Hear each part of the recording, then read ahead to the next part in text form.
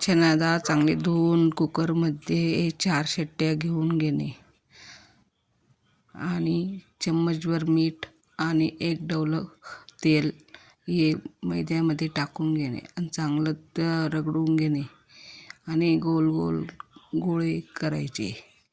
गोळे जास्त फक्त दाब द्यायचा गोळ्याला चांगल्या पद्धतीने आणि गोल करायचे.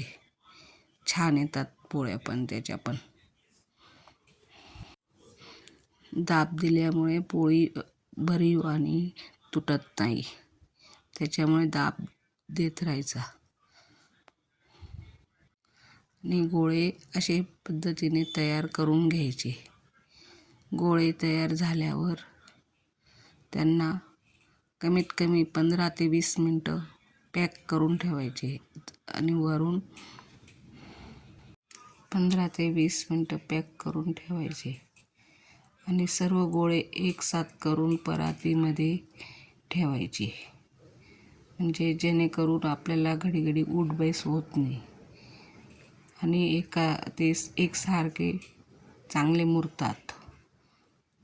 त्याच्यामुळे आपल्याला पोळी करायला जास्त प्रॉब्लेम येत नाही आणि पांढऱ्या फडक्याने झाकून द्यायचे आणि थोडंसं पाणी वरून शितळून द्यायचं आणि पोळ्या करायला बसून जायचं.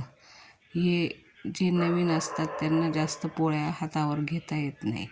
त्याच्यासाठी ही अशी मोठी परात घ्यायची, त्याला पांढऱ्या फडकाने कॉटनच्या फडक्याने बांधून घ्यायचे. चांगलं पक्क बांधल्यामुळे ते जास्त सरकत नाही आणि पोळी पण निसटत नाही आणि चिटकत पण नाही.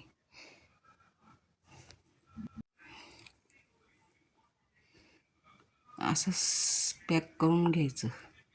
पॅक केल्यामुळे ते पोळी निसटत नाही आणि चिटकत पण नाही. हे बघा कसं. आणि आता पोळी तुम्ही लाटू शकतात. पोळी कशीही लाटा. किती मोठी करायची, हातावर जास्त घेता नाही येत म्हणून मोठी लाटता येते. या पद्धतीने पुरण वगैरे असं जवळ घेऊन घ्यायचं. सर्व साहित्य उठबशा होत नाही. आणि आता घरात एकटंच राहतं, त्याच्यामुळे सर्व वस्तू आपल्या जवळच पासच पाहिजे आणि पूर्ण असं गोल गोळा करून टाकून द्यायचा आणि त्याला वरच्या साईडने पॅक करायचं मस्त. दाब देऊन दोघं हातांनी दाब द्यायचा, लाटून घ्यायचं.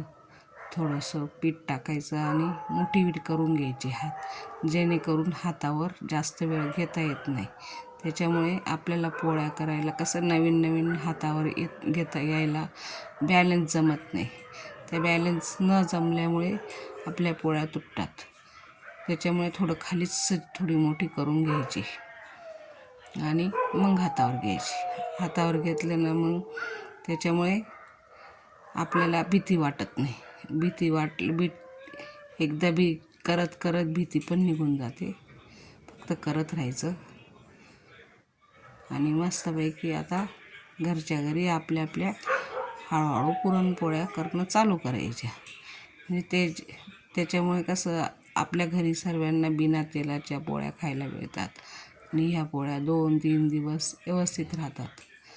फ्रीजमध्ये पण तुम्ही ठेवू शकतात आणि आरामात ते राहतात पोळ्या आणि एकदम नरम आणि मऊ राहतात पोळ्या. त्याच्यामुळे आणि गॅस एकदा स्लो ठेवायचा. स्लो ठेवल्यामुळे गॅसवरची पोळी जळत नाही आणि साधारणच हे करते. अशा पद्धतीने घड्या करून घ्यायच्या. त्या घड्या करून करायच्या आणि पॅक ठेवायच्या, म्हणजे पोळी पण व्यवस्थित राहते.